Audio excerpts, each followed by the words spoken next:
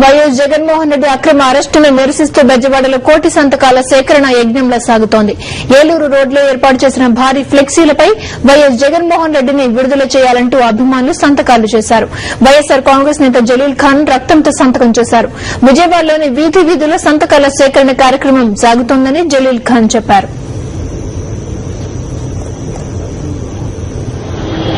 కుట్రలు మానేసుకోండి, ఏదైనా ఉంటే ప్రజా సమస్యలు పరిష్కరించండి, రాజకీయంగా పోటీ పడండి తప్ప కుట్రలు కుతంత్రాలు చేసే మనస్తత్వాన్ని మార్చుకోమని కాంగ్రెస్ పార్టీని హెచ్చరిస్తున్నా.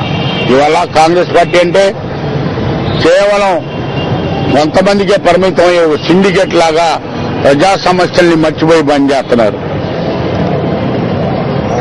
ఓ పక్క నిన్ననే ఒక ఆయన చిత్తూరు జిల్లా ఆయన చెప్తున్నాడు, ఎమ్మెల్సీ ఎలక్షన్ లో స్వయాన చంద్రబాబే మాకు చెప్పాడు, మేమిద్దరు కలిసి తెలుగుదేశం వాళ్ళు కాంగ్రెస్ కు ఓటేయమని. ఇంత దిగజారుడు రాజకీయం ప్రధానమైన ప్రతిపక్షం చేస్తుంది.